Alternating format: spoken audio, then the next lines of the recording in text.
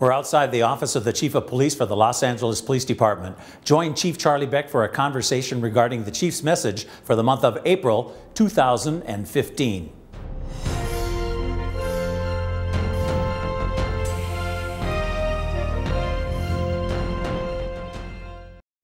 Sir, as police officers, we've come under a lot of scrutiny and criticism recently. I'd like to know your evaluation of the current state of police work right here in Los Angeles. Well, Jack, first of all, you got to remember that this is a national conversation. You know, obviously it takes place in Los Angeles because we're the epicenter of what's seen as progressive, good, solid policing. So that we're part of the discussion. But remember, this is a national conversation, and it's about trust, it's about relationships, it's about all of that.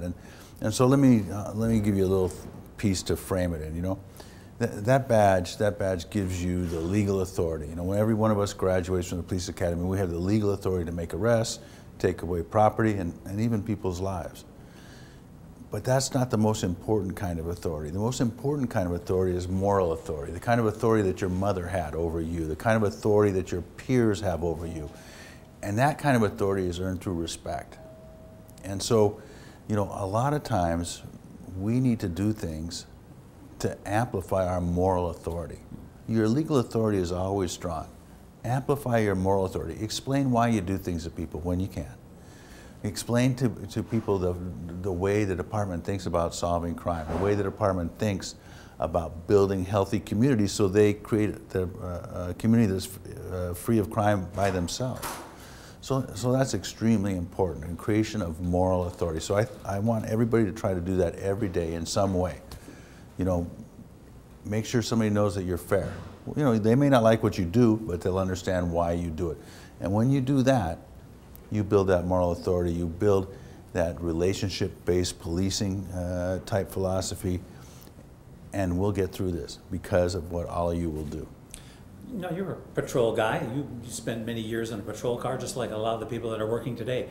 What about the individuals, the patrol officers that are going out there, and they're doing the right thing, and they're working hard, and yet when they come back, a lot of people are criticizing their actions, and they're playing, as you were, a Monday morning quarterback, if you will. Well, you know, it's an extremely tough job that people think is far too easy. You know, they see TV dramatizations, you know, 22 minutes, the case is solved. You know, they see people that will accept authority willingly and all of that, you know. So yeah, don't worry about that. Worry about what you do. Make sure what you do is the right thing. If people criticize you for doing the right thing, then that's my job to deal with that. We see a lot of national incidents that actually come back to us here in Los Angeles. And without talking about specifics, we can talk about, you know what, the community doesn't react in the same way that they might in New York or in Ferguson, Missouri. Why is that?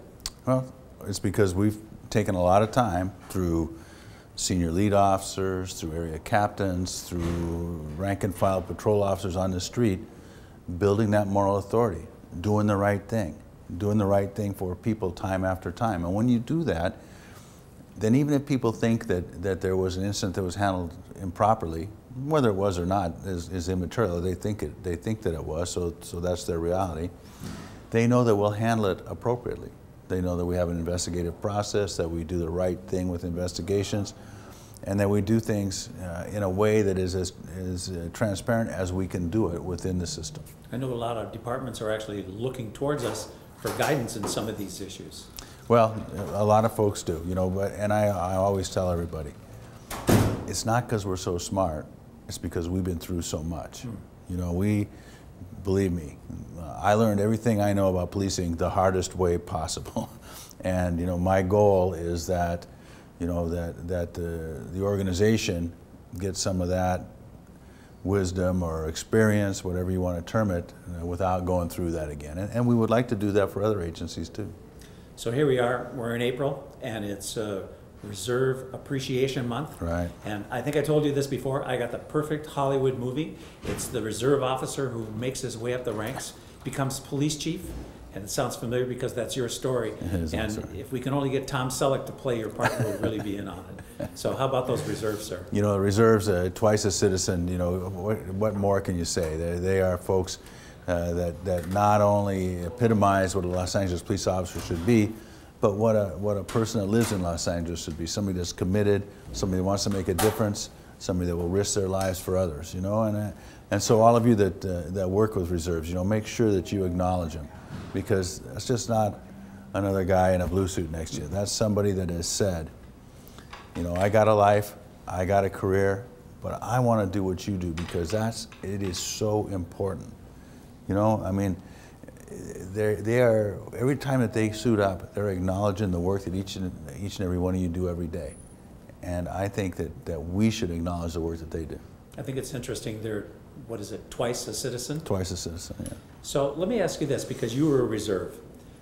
Do we treat them differently in the field? Do we treat them differently at the station? I mean, many of them that I knew, particularly at Central, were there for decades. Yeah. So they were a fixture to the station. Are reserves accepted in the rank and files just like a regular officer? I always felt like I was. You know, you tend to work with a partner that you like, that you get along with, and so I think that's one way that we make sure that happens. You know, reserves, I hope we're giving reserves the opportunity to select who they work with. We usually give them the opportunity to select where they work. And by that, they can pick somebody that has similar interests and that they are compatible with, just like you and I like to pick partners that we're compatible with, you know. And so the thing I would ask, of course, is if you end up working in the reserve, remember just how special that somebody that would do that, you know, for no pay, part-time, while they have a whole other career going on. Remember how special that is. Yes, sir. Thank you very much. Thank you. The department's been through a lot of tragic incidents lately. And I want each and every one of you to remember that you can make a difference in another cop's life. Pay attention to your partners. It's not only your job to protect them in the field, it's your job to protect them emotionally as well as physically. Take care of each other. I'll do my best to take care of all of you.